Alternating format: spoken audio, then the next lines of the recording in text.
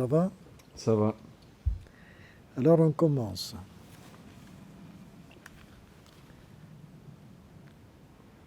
Allô, bonjour. Je m'appelle Jacques de Bruyn. Et c'est l'invitation de mon petit-fils David il m'a invité pour réfléchir un peu avec vous autres sur l'actualité dans le monde, sur le temps que nous vivons. Bon, moi je suis un généraliste, activiste, père de famille. Je pense que je suis un citoyen critique, grand-père aussi. Je n'ai pas de titre spécial et je n'ai pas publié des livres. Bon, oui, j'ai organisé toute ma vie des rencontres entre personnes qui veulent réfléchir sur les signes du temps. Je trouve ça très important et ça m'a toujours inspiré. Rassembler des amis autour d'une table et parler du temps et de nos vies, ça a été toujours fructueux dans ma vie. Et voilà, et c'est ça que je veux faire maintenant. Et c'est bien que vous autres, vous organisez cette rencontre et je souhaite que ça va devenir une source d'inspiration pour vous tous et peut-être que vous pouvez élargir la compagnie dans l'avenir. Comme thème, David m'avait parlé de simplicité et sobriété. Eh bien, ce sont des éléments qui ont marqué ma vie. Ce sont des valeurs, je trouve que ce sont des valeurs qui ont été importantes dans ma vie. Vous savez, je suis né dans la guerre, dans une famille de petits paysans. Et j'ai pas eu de luxe dans ma jeunesse, au contraire. On vivait d'une façon très sobre, en toute simplicité, et on a dû travailler durement. J'ai toujours, comme jeune homme, comme enfant, porté les vêtements que mon frère qui me précédait avait portés. Oui. Mais après, j'ai aussi vu changer notre monde et d'une jeunesse où je vivais dans un petit village, dans une région de fermes, des gens très simples. J'ai vu changer notre monde et la prospérité qui montait partout. Et là, je crois que la sécurité sociale, l'allocation familiale, des bourses d'études, ce sont tous des éléments qui ont apporté à la prospérité, à la croissance. Mais cette croissance a aussi des avantages. Elle a aussi apporté des éléments qui sont moins que je dirais qui sont moins, dont je suis moins en faveur. Moi, j'étais un des plus jeunes de ma famille, j'étais le 6e. Et comme ça, j'ai eu la chance de faire des études. Après l'école primaire, j'ai été chez les pères rédemptoristes. J'ai fait là le grec-latin, mes humanités. Et après, j'ai pu étudier à l'université catholique de Louvain, avec une bourse d'études, où j'ai fait la faculté de sciences de religion et aussi j'ai fait quelques années la sociologie. Après, je me suis engagé dans les mouvements sociaux de mon temps. D'abord avec les compagnons bâtisseurs, un des premiers NGO d'après-guerre qui a énormément préconisé le volontariat. Et après, dans d'autres mouvements qui ont suivi. Voilà, ça c'est première tranche. Top. Ok. Bon, d'abord une première réflexion sur le temps que nous vivons. Nous vivons une décennie de transition jamais vue dans l'histoire de l'humanité. Avec tant d'éléments qui jouent, oui, des changements partout, mais aussi avec une insécurité grandissante et des tensions et des polarisations. Ce qui m'inquiète énormément, c'est le retour de la guerre en Europe et qu'il y a très peu de réactions contre cette guerre.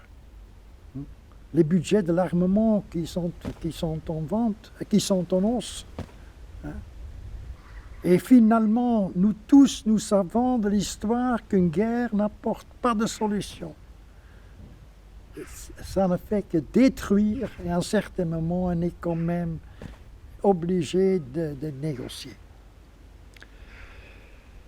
Mais il y a aussi un changement de paradigme. Et tout le monde sent que ça ne peut pas continuer comme ça. Nous sommes devant des changements structurels fondamentaux. Le nombre de réfugiés dans le monde ne fait qu'augmenter. Alors il s'agit de réfugiés politiques ou réfugiés suite à des guerres, mais de plus en plus on verra des réfugiés écologiques. De plus en plus. Et qu'est-ce que va faire l'Europe? L'Europe qui est en train, qui a détruit, qui a protesté contre le mur, qui a fait la fête quand le mur de Berlin a tombé, et l'Europe qui actuellement est en train de construire des murs autour de son territoire. Et les pushbacks interdits formellement sont mis en application au bord de l'Europe.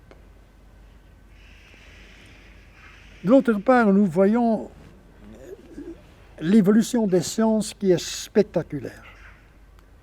Les possibilités de communication que nous avons dans le monde actuel, c'est incroyable. Hier soir, j'ai téléphoné pendant 1 heure avec une dame au Congo, où dans le passé, c'était impossible. Nos lettres, je me souviens le temps où les lettres, ça demandait 2 à 3 semaines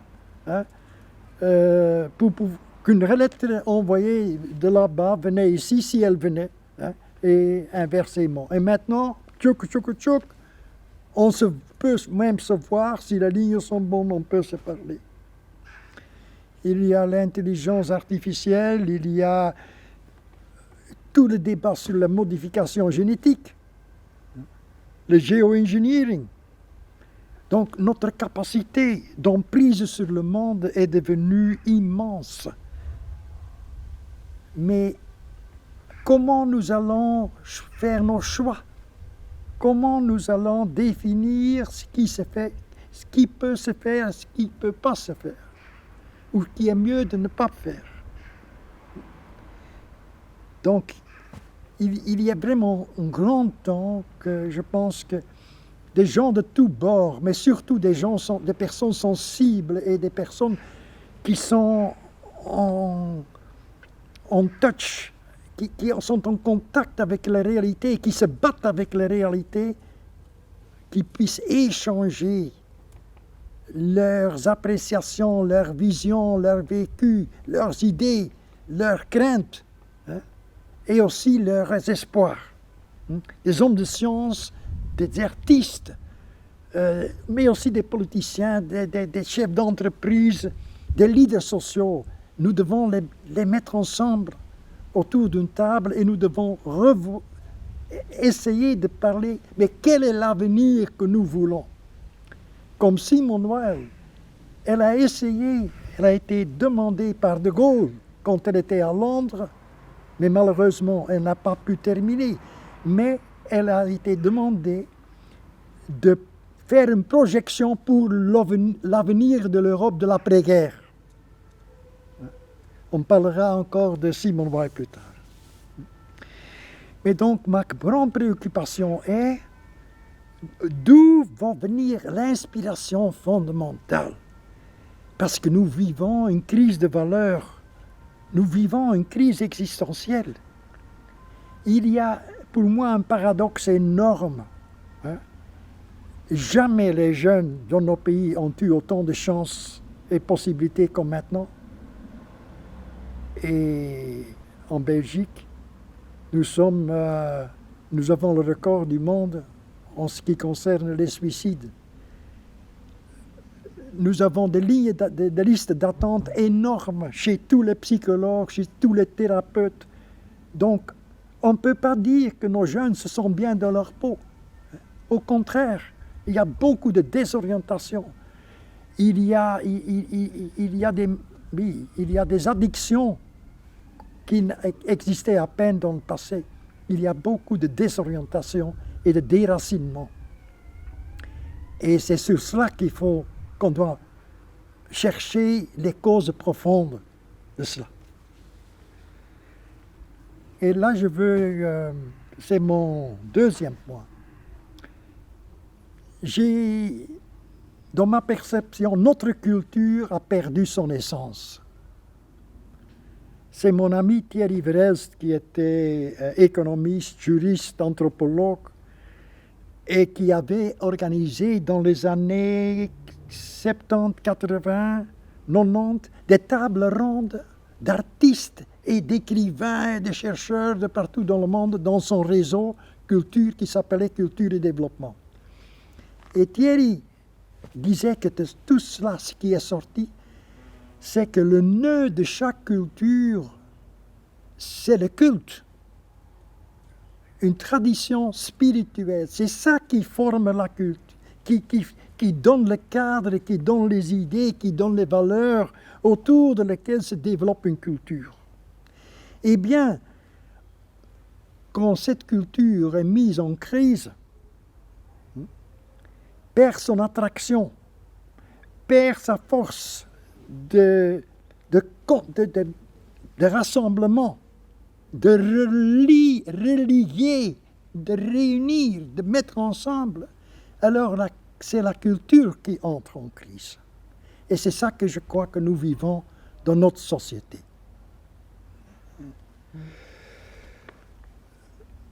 Voilà, c'est pas déjà justement sociologiquement le donné que les églises dans ma jeunesse étaient pleines dans tous les villages et qu'on trouvait partout, qui maintenant sont quasi vides, ça dit énormément. C'est une indication qu'il y a quelque chose qui cloche pour notre culte. Et je ne peux pas ici, ce serait tout un débat, on peut remplir des heures à analyser les causes de cela. Je ne peux pas le faire dans ce cadre ici, mais je crois qu'il y a deux éléments qui pour moi sont essentiels. C'est d'une part un leadership qui a failli,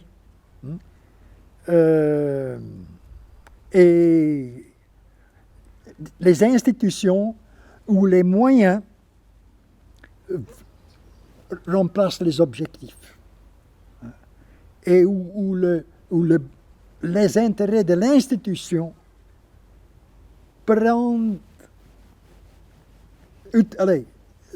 viennent au premier plan, au lieu des objectifs. Mais d'autre part aussi, le message évangélique n'est pas un message qui est aimé par des gens qui sont devenus riches. Et au niveau mondial, mes amis, nous sommes devenus des riches. Nous pensons tous que nous sommes des types très modestes et très simples, etc. Mais comparé au niveau mondial, comparé à nos frères en Asie, en Afrique, en Amérique latine, etc., comparé avec les enfants des migrations, les exilés dans nos pays, nous sommes des riches. Et les riches ont toujours eu des problèmes avec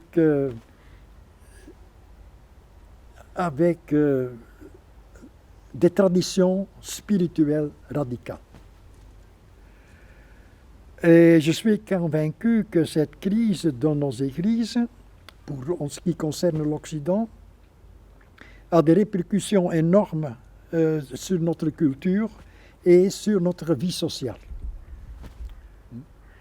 D'ailleurs, nous avons vu chez les Esquimaux, nous avons vu chez les Maoris, nous avons vu les Indiens, nous avons vu là où le culte était en crise, la culture était en crise, on voit des phénomènes d'alcoolisme, de drogue et de désintégration sociale et de déracinement. Ça, c'est une matière à réfléchir. Voilà, et donc, nous vivons des grands changements, mais le danger est réel que nous allons tomber dans une régression. Et la montée de l'extrême droite, pour moi, est un phénomène de régression. L'extrême droite, les groupes néofascistes, ils n'ont rien à apporter pour l'avenir. Oui, ils donnent un signal qu'il y a quelque chose qui cloche, qu'on ne croit plus dans notre culture, hein, et que nos valeurs sont en crise. Là, ils donnent ce signal. Mais la réponse, c'est l'exclusion. Pendant que tous les messages spirituels sont des messages d'inclusion. L'inclusion fondamentale et absolue.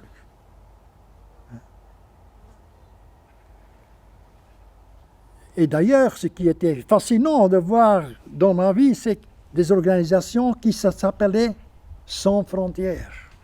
Médecins sans frontières, ingénieurs sans frontières, vétérinaires sans frontières, etc., etc. Tous avec une générosité et une volonté de partager les sciences, connaissances, les ressources, partager les ressources, etc. Voilà. Une crise, nous vivons une crise et une crise était nécessaire parce que notre modèle ne peut pas continuer comme elle est. C'est certainement aussi une opportunité pour corriger, pour renouveler, pour progresser. Mais cela demande d'abord de prendre du recul, à bien réfléchir et à retourner, à essayer de discerner l'essentiel dans l'existence, l'essentiel dans la vie humaine.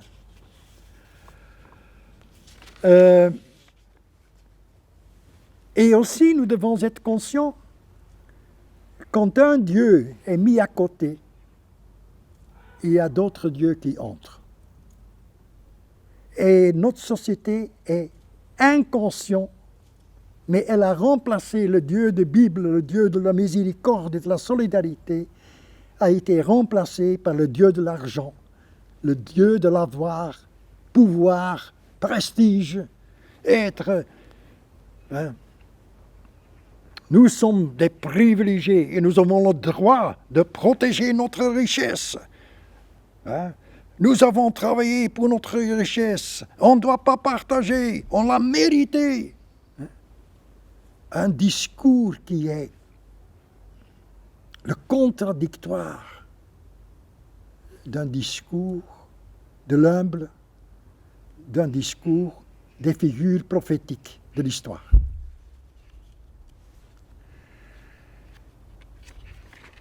Alors, moi j'ai une réflexion sur le salaire qu'on se donne et qu'on demande. Après mai 68, mon choix et le choix de pas mal de mes amis était de se contenter avec un salaire minimal. Certains de mes amis allaient travailler dans l'usine. Nous nous sommes installés dans des quartiers populaires et on a fait le choix de partager les conditions de la classe ouvrière. Parce que le fait d'avoir pu étudier, nous l'avons considéré comme un privilège.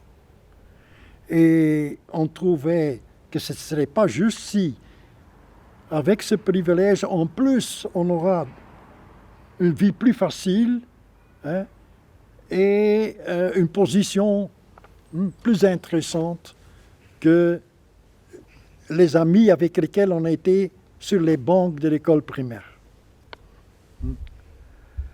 On trouvait presque normal de mettre nos talents au service de la communauté et surtout au service des pauvres.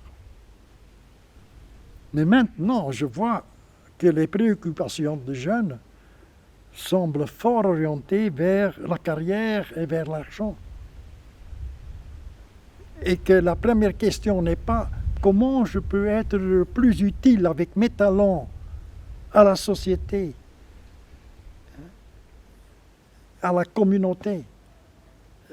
Maintenant, le choix semble plutôt comment je peux gagner le maximum pour avoir le maximum de possibilités de profiter de la vie. Profiter de la vie, c'est devenu l'idéal, c'est devenu le culte. Et le décalage entre riches et pauvres ne fait qu'augmenter. Et depuis la guerre, l'écart est devenu monstrueux. Un patron comme Bezos, d'Amazon, qui gagne 6000 fois plus que le salaire d'un ouvrier. Dans le temps, j'ai été chef d'entreprise, et chez nous, le chef d'entreprise avait le double brut du salaire du plus mauvais payé, ou du moins payé. Bon. Mais vous connaissez tous aussi ces chiffres, mes amis, que 1% des super riches dans le monde, ils possèdent presque environ 50% de la richesse dans ce monde. Vous connaissez aussi les chiffres que la pollution de nos pays, mais surtout des super riches, c'est ça qui fait périr des peuples dans le sud. Et tout le monde doit savoir que ce n'est pas possible que tout le monde va consommer comme on a fait et que nos riches le font. Impossible. Ce modèle, c'est pas tenable. Ça crie à la révolte. Et on le voit, ces jours, le succès du groupe Wagner en Afrique, c'est aussi lié au fait que les Africains ont l'impression que nous, Occidentaux, on veut leur richesse, on veut leur matière première, mais on ne veut pas les hommes. Nous avons protégé dans le monde le marché libre pour les capitales et pour les biens, pour les produits. Mais on veut des frontières et des frontières de plus en plus pour les hommes. Ça ne va pas. Intenable. Ça ne va pas. Et on a l'impression que nos sociétés, le mouvement tiers-mondiste, dans ma jeunesse et les mouvements de paix ont été très puissants, mais maintenant ils sont en train de devenir presque marginaux. On trouve normal.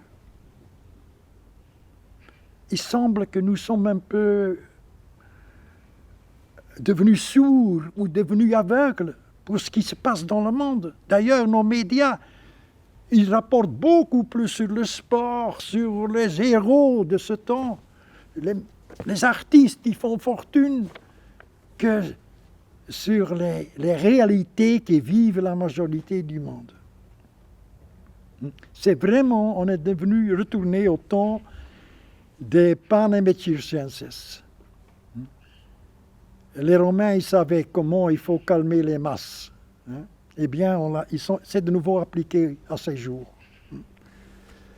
Oui. Les héros, nous avons un modèle de héros qui ne sert pas l'humanité. Et ça fait problème. aussi ces concepts sont à revoir. Nous sommes en train, dans notre société, de produire surtout pour les riches. Et notre société crée de façon permanente, de plus en plus, ce que Gandhi appelle les greed, l'appétit, les besoins artificiels. D'où un impact écologique démesuré. Et cette mode de vie est connue parce que aussi les plus pauvres dans le monde, ils voient cette richesse. Nos richesses sont étalées partout. Et le désir, comme ça, le désir vers des objets est devenu comme un rage. C'est René Girard qui a développé l'idée du mimétisme. Moi, je désire ce que toi, tu as. Le phénomène, il est très connu. Il y a deux enfants qui jouent ensemble. L'un, il trouve un intérêt dans un tel jouet, alors l'autre aussi veut aussi absolument avoir ça. Ils vont se battre pour avoir ce petit auto, pour avoir... Tu vois, c'est très connu, ce mécanisme. Eh bien, notre société ne fait que développer ces désirs, ces appétits. Et comme ça, il ne faut pas être évité, il ne faut pas être étonné qu'il y a tant de vols, de pickpockets, etc., etc. Oui. On prend comme exemple les riches et pas les pauvres. Pendant que ce sont les pauvres, c'est grâce à eux et à leur consommation limitée qu'il y a encore de l'oxygène et qu'il y a encore de l'espace et qu'il reste encore quelque chose de notre nature. Mais ce sont ces pauvres-là qui sont les premières victimes des catastrophes qui sont en train de se faire. On voit les inondations, enfin, je ne dois pas en parler. Quand vous avez vu les nouvelles de télé, chaque jour, il y avait quelque part une catastrophe suite au réchauffement climatique. C'est la solidarité et la simplicité et la sobriété des petits de ce monde, des pauvres de ce monde. C'est grâce à eux que ce monde tourne encore.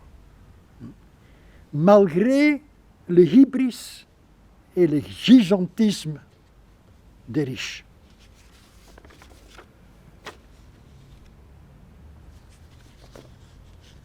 Ok. Et là, je veux parler du désir fondamental de l'homme. C'est saint Augustin qui a développé cette idée que pendant notre vie, pendant notre trajectoire sur Terre, nous aurons toujours le désir profond d'être en lien avec le mystère, d'être en lien avec la source, d'être en lien avec l'énergie créatrice, constitutive de l'univers, qui est le mystère. Eh bien, ce désir aussi est manipulé et orienté vers l'avoir, vers la possession, vers des produits. Mais ça ne donnera jamais une satisfaction fondamentale. Au contraire. Ce sont surtout les riches dont l'âme est vide et où le dégoût est fort présent. D'où ils prennent des drogues, ils cherchent les abus, ils cherchent les sensations, ils cherchent les ersatz. Et je m'inquiète un peu. Je vois aussi chez mes petits-enfants, comparé avec ma jeunesse, la différence est énorme. l'alcool chez nous, c'était peut-être un verre le dimanche, pendant que maintenant, l'alcool, quasi tous les jours. Hein?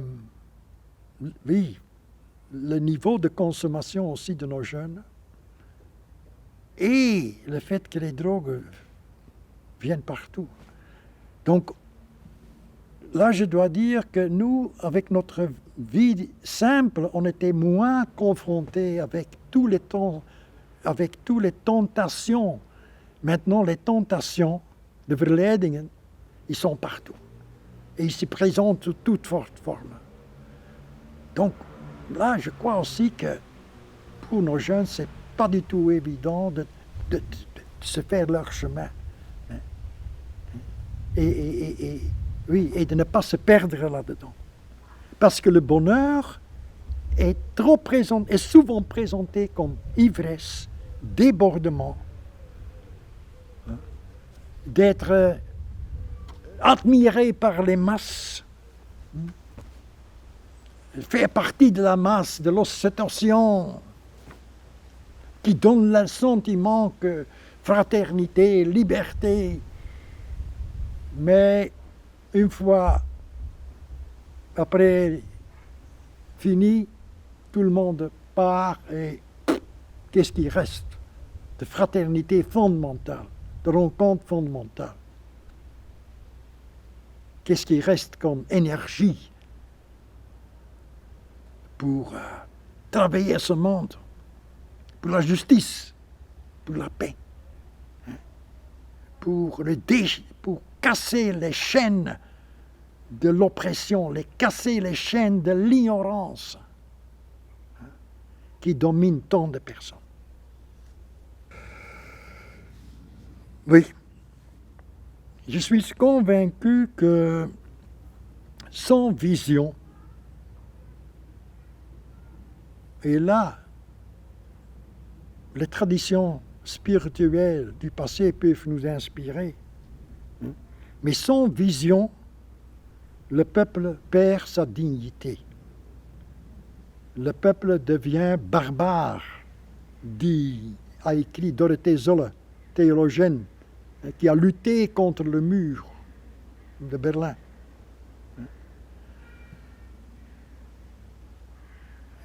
Elle a écrit un livre magnifique, Mystique et résistance. Ce sont deux éléments qui vont de pair. Pour être dans la lutte pour la dignité humaine, la lutte contre le désabus, la lutte contre les dictatures, la lutte contre les faux dieux, il faut avoir un lien avec le mystère. Parce que sinon, on ne tient pas le coup. On abandonne. On devient cynique. On va ajouter, on va dire, bon, il n'y a rien à faire.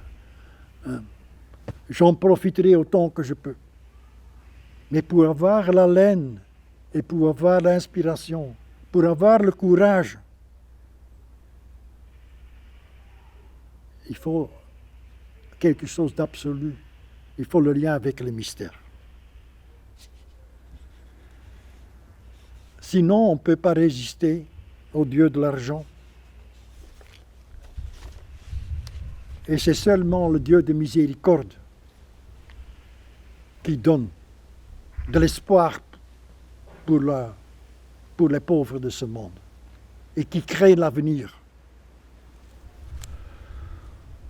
Et ça m'apporte au point, nous avons besoin d'un nouveau pacte social, mes amis.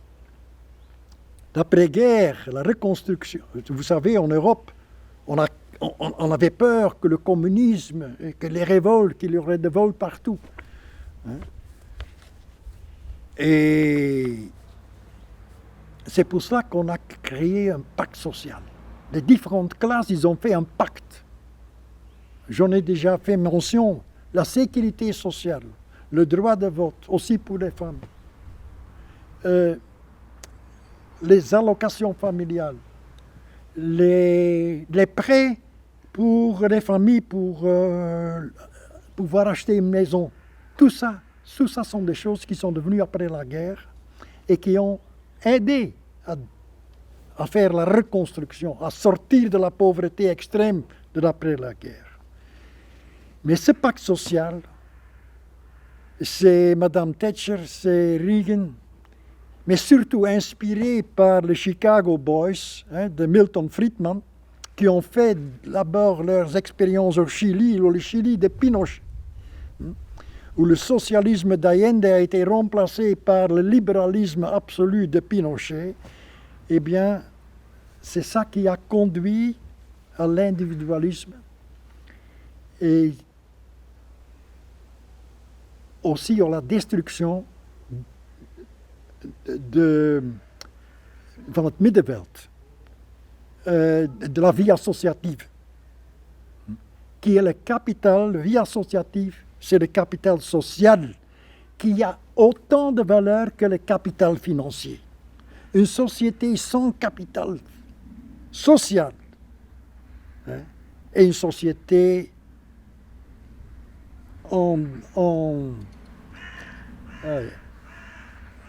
op dreef, in verval, en déclin. Parce que le libéralisme actuel, et on a vu les gilets jaunes en France, on a vu des mouvements aussi dans nos pays, on voit le succès d'une figure comme Trump. C'est parce que les peuples n'ont plus de confiance dans leurs autorités. Il y a un désarroi chez le peuple et qui est manipulé, énormément manipulé par les promoteurs de la droite. Aussi ici, dans nos pays, l'extrême droite, ce sont les champions de nouveaux médias et des messages et du brainwash par les médias sociaux. Ma thèse est alors que sans renouvellement spirituel, il n'y aura pas de renaissance. Il n'y aura pas d'avenir pour les masses de ce monde. Je crains que d'ici quelques années, on va pas accueillir, au lieu d'accueillir les réfugiés, on va tirer sur les réfugiés. Ce qui se fait déjà d'ailleurs, ça a été dans les médias, à la frontière Yémen, Saoudi-Arabie, où des chrétiens venant de l'Érythrée voulaient entrer en Arabie Saoudite. Le pays est un des pays les plus riches du monde. Oui. La Trinité de la Bible, donc ce qui fait adhérer, ce qui fait vénérer, c'est l'étranger, c'est la veuve, c'est l'orphelin. Les personnes ont besoin. Ce sont ce qui est tout à fait l'inverse des dieux qui dominent notre société. Heureusement, je vois aussi partout dans le monde, je vois aussi dans nos pays, beaucoup de nouvelles initiatives qui sont pleines d'espérance. On crée des lieux de silence. De plus en plus des personnes qui commencent à faire la méditation. De plus en plus de jeunes qui adaptent leur manger et qui sont conscients que la façon de nous nourrir, de nous habiller, a un effet sur le reste du monde. Il y a une recherche de rituels, de nouvelles rituels, des nouvelles formes de cérémonies, parce que les cérémonies et les rituels sont fondamentaux pour célébrer la vie, pour partager la joie, pour partager l'énergie, pour partager l'amour. Ils sont fondamentaux pour nous raciner, pour nous donner des racines, pour qu'on puisse dire gracias a la vida, grâce à la vie qui nous donne tant et que je me sens heureux, que je me sens porté, envolé, entourné, aimé. Et comme ça aussi, j'ai la force de faire face aux défis, faire face aux difficultés de la vie. Oui. Citons Aristote, qui a déjà écrit il y a 2000 ans, « Nous devenons des justes en agissant suivant la vertu de la justice. Nous devenons mesurés en agissant suivant la vertu de mesure. Nous devenons courageux par l'action courageuse. » C'est pas l'idée, c'est le faire, c'est le pas, c'est l'action qui apporte la vertu. Et chacun de nous, mes amis, doit choisir dans sa vie quel Dieu il veut servir. Quel Dieu lui fait se mettre au genou. Quel est le sens qu'il veut donner à sa vie. Ce sont des questions fondamentales que tout le monde doit, et surtout vous jeunes, doivent vous poser et qui s'imposent aujourd'hui dans le monde actuel. Pourquoi nous sommes là? Pourquoi nous sommes créés? Et nous sommes ici parce que nous sommes vous. Nous avons une mission. Et c'est ça que je souhaite, que vous découvrez votre mission dans votre vie. Parce que travaillons à votre mission, travaillons en utilisant pour les biens communs, les talents que vous avez, c'est ça qui va donner bonheur, satisfaction, joie. Aussi, une autre dame dont l'œuvre est fondamentale. Et je suis content qu'en Belgique, nous avons le Hannah Arendt Institute. Nous avons l'Institut Hannah Arendt. Hannah Arendt, qui est très connue par son livre Eichmann à Jérusalem, où elle parlait la banalité du mal. Elle n'a pas donné un portrait de Eichmann comme le grand bourreau, comme le monstre. Non. Elle a dit un petit bureaucrate. Simplement intéressé à sa position individuelle, à la carrière individuelle, obéir les ordres,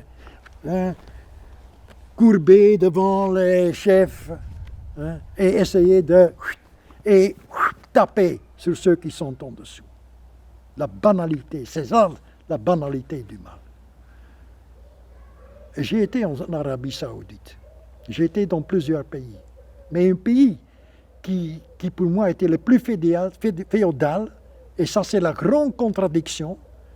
Eux se considèrent comme les protagonistes et les protecteurs de l'islam, mais l'hypocrisie en Arabie Saoudite, c'est vraiment un système de courber devant les puissants, de louer les puissants et d'exploiter les pauvres. Exploiter la main-d'œuvre qui vient partout dans le monde. Mais c'est aussi Hannah Arendt qui a développé l'idée, le concept de natalité.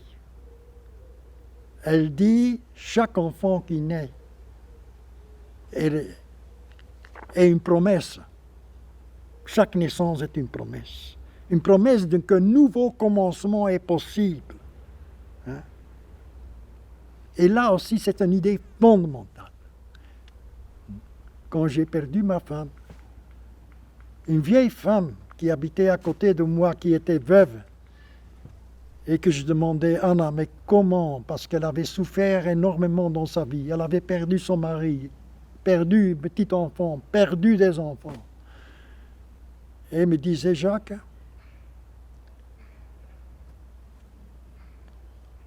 dans tout ce qui vous arrive, même les moments les plus durs, il y a toujours un élément, il y a toujours une petite trace de lumière.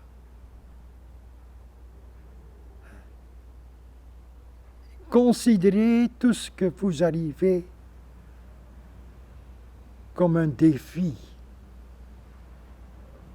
à croître, à devenir plus cohérent. Acceptez ce qui vient sur votre chemin. Rendez grâce, même pour les difficultés.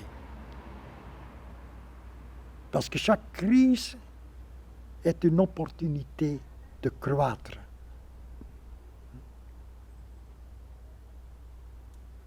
Oui. Mais c'est surtout donc, il y a toujours cette possibilité de recommencement, et une crise est un moment où on est obligé de faire stop. Qu'est-ce qu'elle est en train de faire? Pourquoi?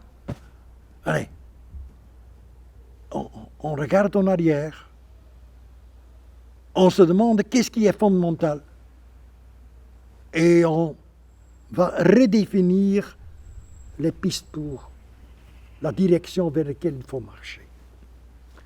Et c'est ça qui est nécessaire aujourd'hui. Voilà, je pense que je suis presque à la fin. Il y a encore, quelques idées.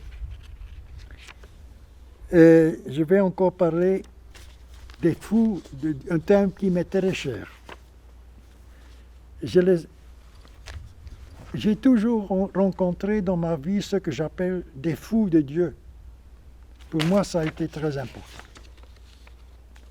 J'ai toujours rencontré des personnes qui étaient fascinées par Dieu, par le mystère, par des personnes comme Jésus-Christ, mais aussi Bouddha, François d'Assise, ou par les saints, par des révolutionnaires aussi. Des personnes qui étaient avec les pieds dans la tradition, mais avec la tête dans la révolte, dans la rébellion. C'est ça la combinaison qu'il faut chercher, qui sont les personnes les plus intéressantes. Des gens qui essayent de mettre en pratique la tradition, les valeurs de la tradition, mais qui osent aussi se mettre en question. Qui ne sont pas dogmatiques et rigides, qui sentent les signes du temps et les dynamiques de leur temps avec un esprit ouvert, sensible aux évolutions des sciences aussi, de l'art, de la musique, mais aussi cherchant le service au prochain, le service aux pauvres, pratiquant l'hospitalité, le respect, la rencontre au-delà des frontières confessionnelles.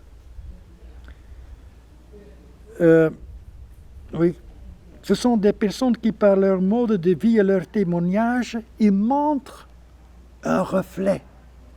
Ils montrent un reflet de ce que j'appelle le mystère, du visage du Dieu miséricordieux. C'est ça d'ailleurs notre vocation, que notre vie soit dans un reflet du mystère. Et je pense à le livre de Etty Ellison, les rencontres avec Bernard Besseret, Panikkar, Thierry Verhelst, Helder Camara, Desmond Tutu, Oscar Romero, Alfredo Kunz, Dorothée Zolle, Paulo de Lochlieu, et je peux, mais aussi dans le passé, Charles de Foucault, les moines de Tibérine, où je peux visiter leur abbaye qui était, après leur mort, qui restait vide. Les moines de Tibérine morts en Algérie.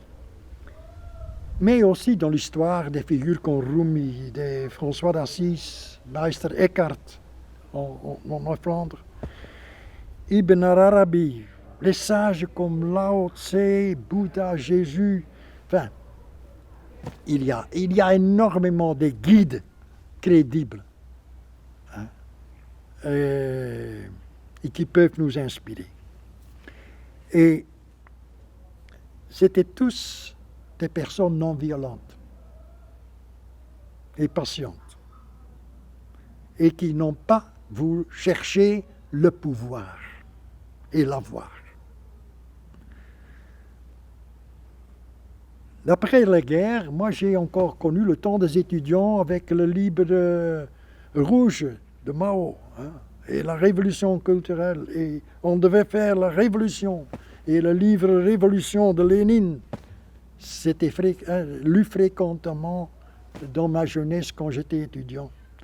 Mais ce que j'ai appris dans ma vie, c'est que le grand soir, la grande révolution, le grand changement est un concept dangereux. Et ceux qui connaissent l'histoire, ils savent que la révolution russe, mais aussi la révolution française avec Robespierre et la guillotine, la révolution des Khmers rouges, la révolution des IS, la révolution des talibans, toutes ces révolutions violentes ce sont des révolutions qui dévorent leurs enfants. Ils n'apportent pas le salut. Ils sont des dystopies. Et comme contre, je crois plus dans cette forme de révolution, mais je crois dans ce que j'appelle la petite bonté.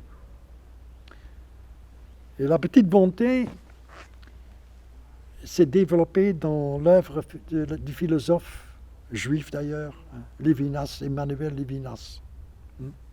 Mais Lévinas s'est inspiré aussi du livre de Vassili Grossman, le fameux livre Vie et Destin. Je suis sûr que ça existe dans toutes les langues de l'Europe. Et je vais prendre une quote de ce livre de Vassili Grossman.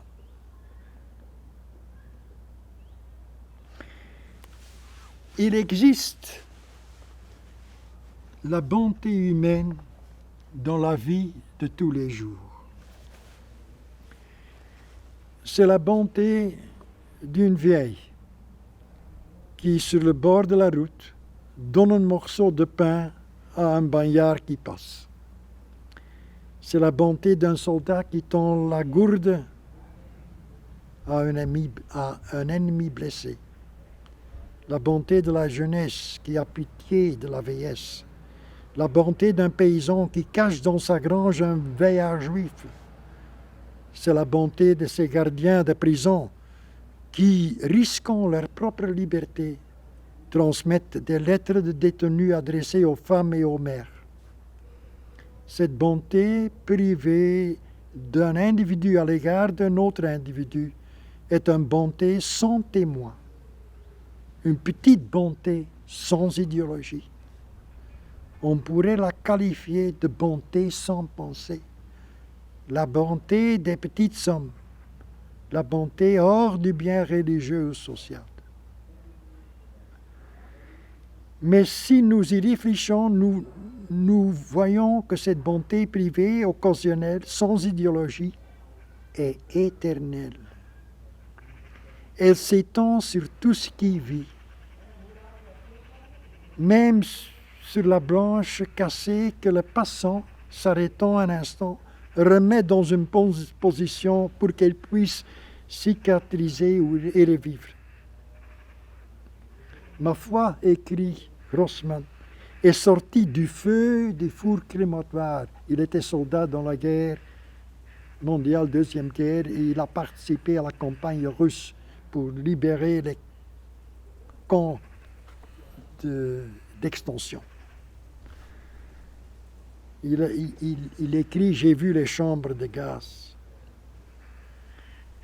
J'ai vu que ce n'était pas l'homme qui était impuissant dans sa lutte contre le mal, j'ai vu que c'était le mal qui était impuissant dans la lutte contre l'homme. Le secret de l'immortalité de la bonté est dans son impuissance. Elle est invincible. Plus elle est insensée, plus elle est absurde et impuissante, et plus elle est grande. Le mal ne peut rien contre elle. La mûre aveugle et muette est le sens de l'homme.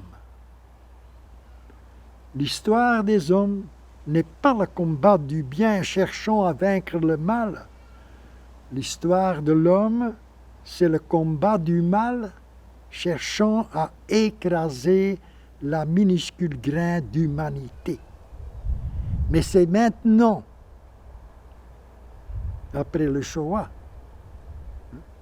l'humain n'a pas été tué en l'homme. Alors, jamais le mal ne vaincra. Et Lévinas, pour le citer, il écrit « La découverte du visage de l'autre et le devoir de responsabilité qui en découle a été et est et doit être la source d'un système judiciaire et politique. L'oubli de soi est la vocation à la sainteté de chacun. » Et il fait un commentaire sur les idées de Martin Buber, Ich und Du. Martin Buber qui a distingué la relation je-tu de la relation je-cela, de la relation aux objets. Il parle donc, Buber, de réciprocité. Mais il faut, dit Lévinas, aller plus loin.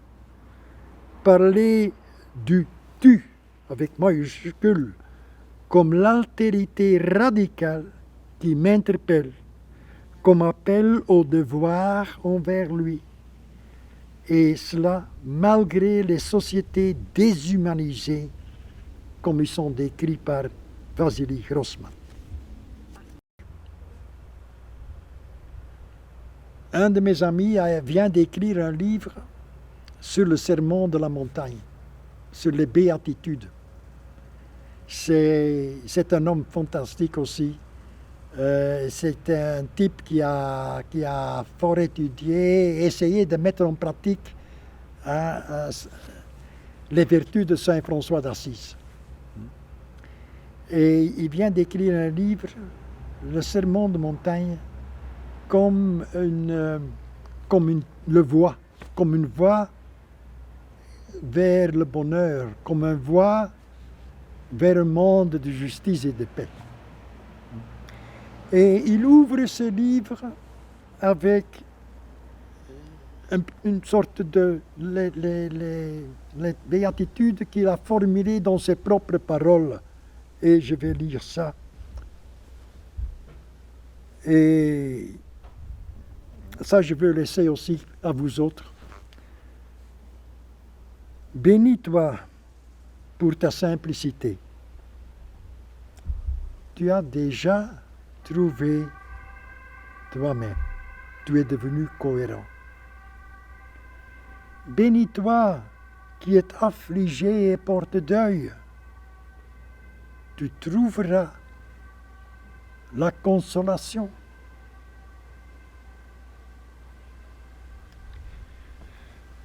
Pardon. Bénis-toi Clément, qui est serviteur désarmé partout. Bénis-toi qui cherche la justice.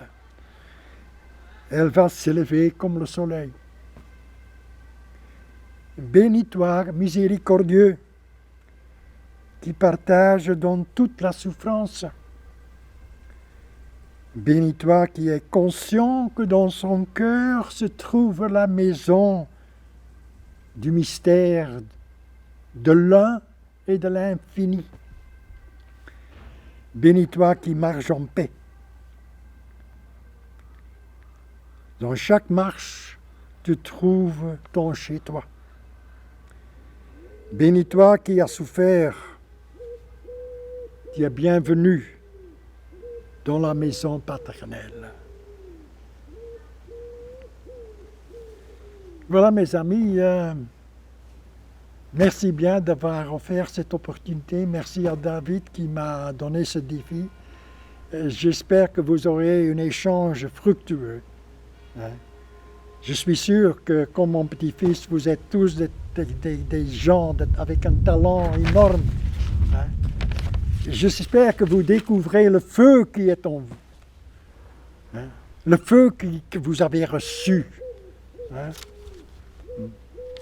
Dans le mystère qui vous a vu avant votre naissance.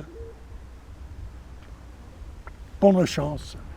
Une vie fructueuse, une vie riche, une vie pleine d'amour et d'amitié.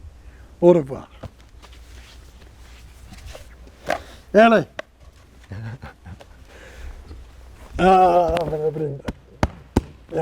Ja, dat pakte mij ineens.